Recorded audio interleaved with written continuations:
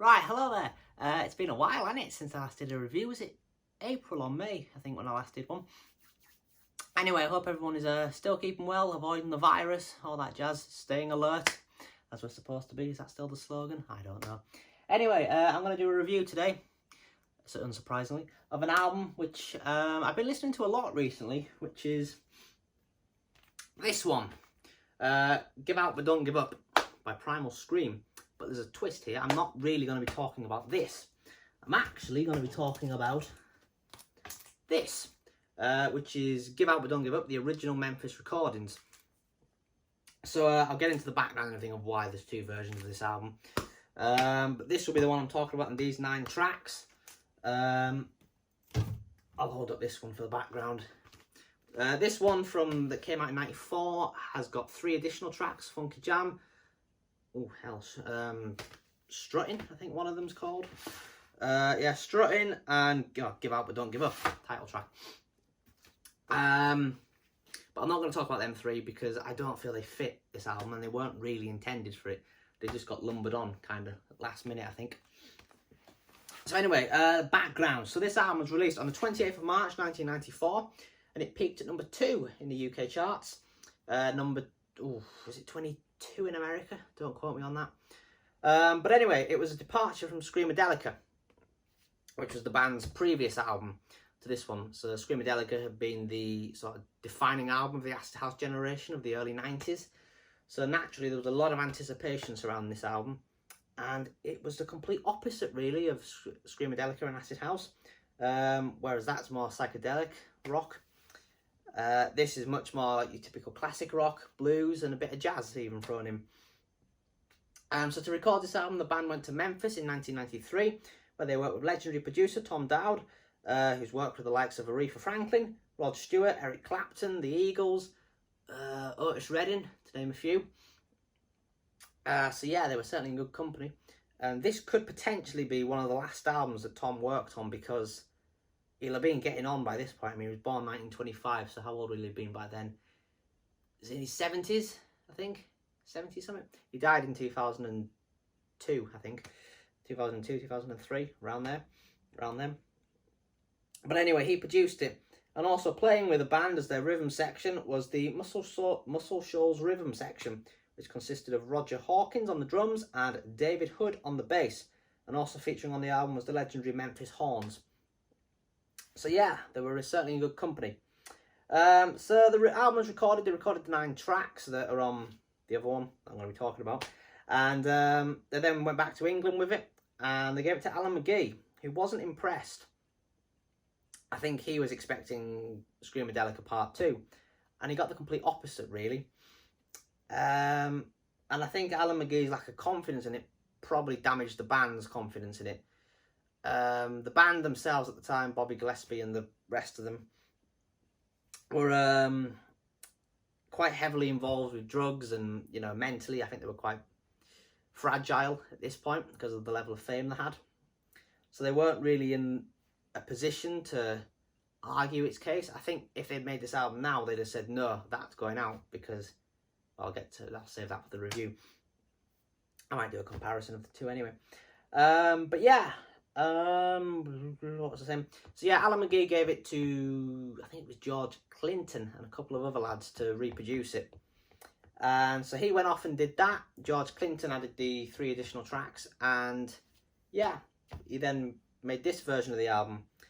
And yeah, in my opinion, he ruined it. Basically, Alan McGee ruined this album. Alan McGee, George Clinton and the others, and it's a shame that Primal Scream let them do it. But at the time, it was the right thing to do. But yeah, they maybe should have just had a bit of balls and said, off Alan, fuck off Alan, we're putting that out, it's how we recorded it, it's how we wanted it. I don't know what Tom Dowd will have thought when this came out, because it's obviously not what he recorded with them, really. But anyway, despite this, when it came out, it was genuinely quite well received by critics at the time, this album. But fans were obviously quite divided on it. They were a bit confused because they were all expecting Screamadelica Part 2.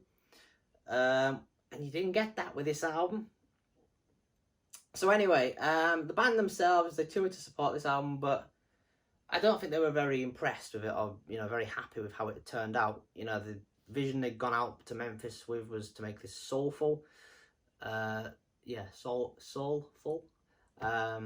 sort of mature album, and it kind of got lost on the way. I think just because of the lifestyle they were living at the time, they kind of forgot they had made it. It was Alan McGee that took that away from them. I should point out there's a brilliant documentary that was on the BBC of 2 years ago. It's on YouTube at the minute. I recommend you watch that. Alan McGee's in it. The rest of Primal Scream's in it.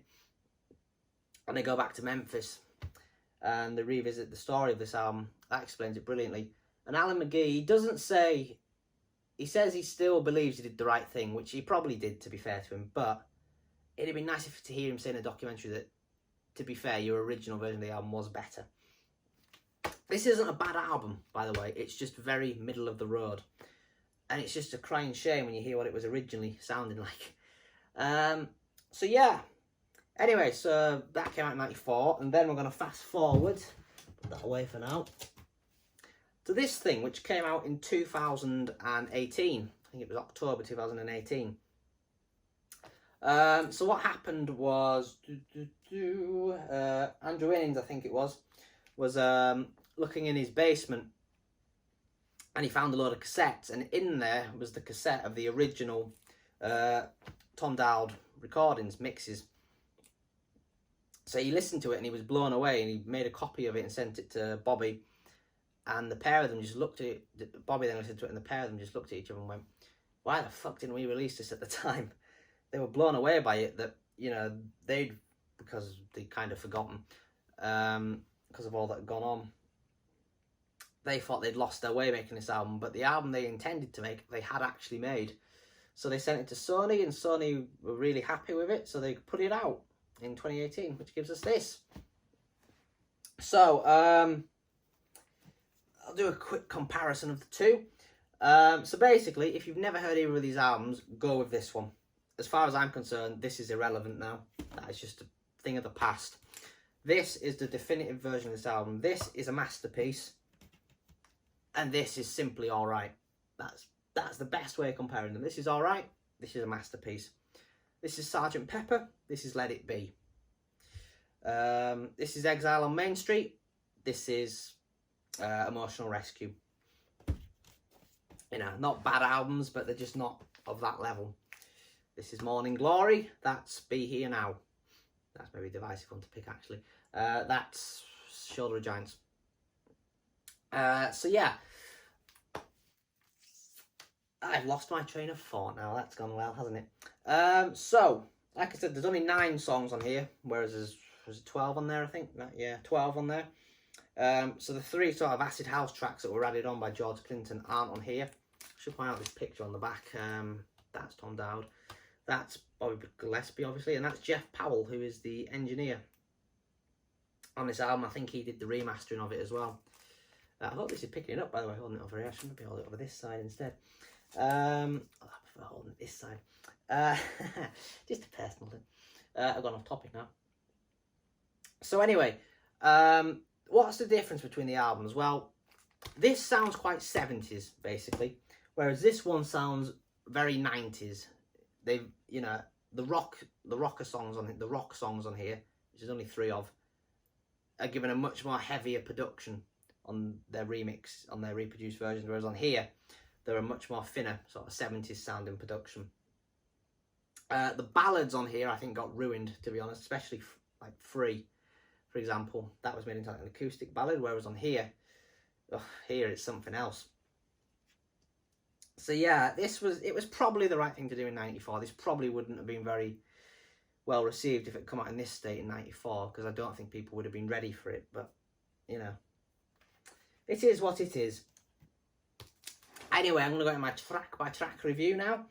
Of here, I should point out this cover, by the way, is that's just, I think that's what the cassette was on the cassette. Obviously, not that bit there, but this was what was on the cassette. So anyway, the track ordering is also different on here to on there. Yeah. So anyway, this one, it opens with Jailbird.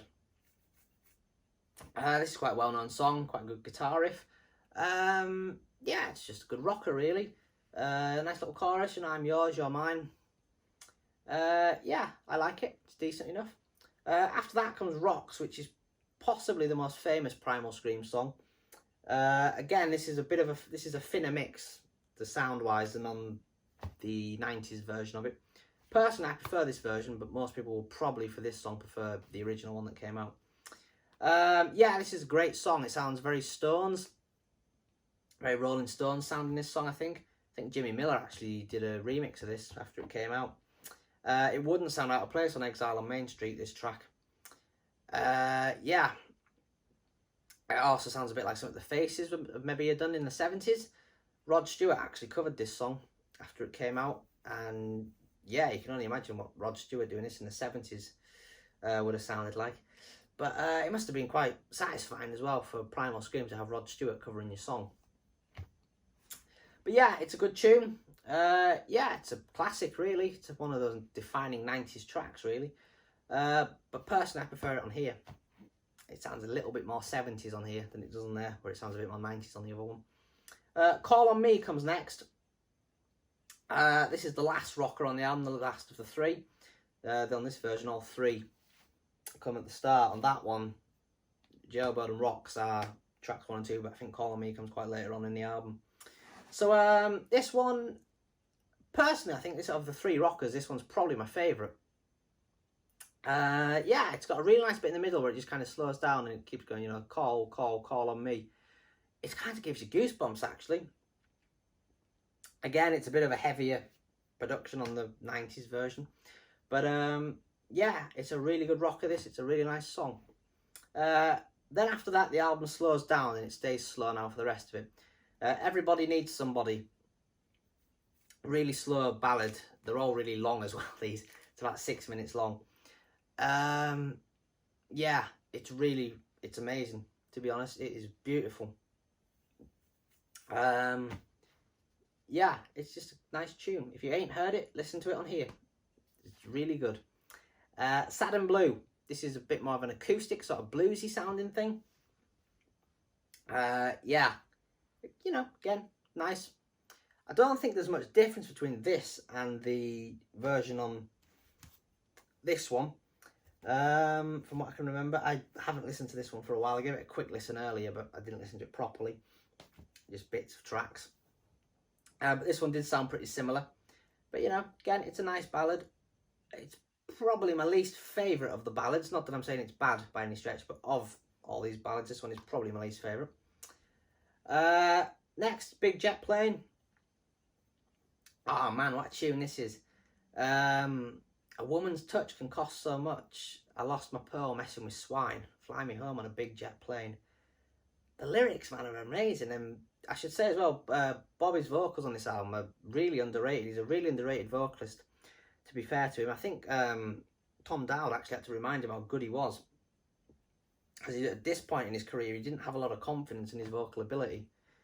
But he should when he's able to make songs like this. The chorus is great. It's a really good song, and again, I recommend it. Right, Free comes next. This is it's something else, this song. So this is sung by Denise Johnson, who sadly passed away in July this year. So, yeah, that's sad, obviously, but, this is a masterpiece. She sings this. I believe Bobby was originally going to sing it. There are versions, not on the vinyl of this, but on the digital copies.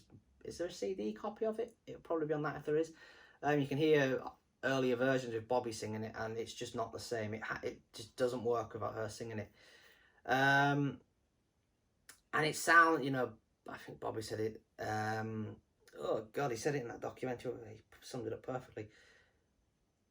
A really dark thing from the soul is what this song. A really dark song from the soul. It sounds like. It would sound great as a soundtrack, just like you're driving through Memphis on a really sort of rainy night. It's pretty dark, and do you know what I mean? Like probably in the 1930s, like the Mobs or something. It does sound very jazz with a saxophone. This is a saxophone used right as well, because there are many ways you can use a saxophone. You can use it right, you can use it wrong. this is how you should use it, the Pink Floyd kind of way. Whereas like Spandau Ballet is that sexual harassment, that, but we won't go there. But yeah, if you haven't heard it, listen to this. On this version, it's made into more of an acoustic ballad, which I'm sorry it is ruined on this album. But on here, yeah, if you listen to nothing else, listen to that song. You know, it is fucking brilliant. It really is. Jesus comes next, which I believe has a different name on here.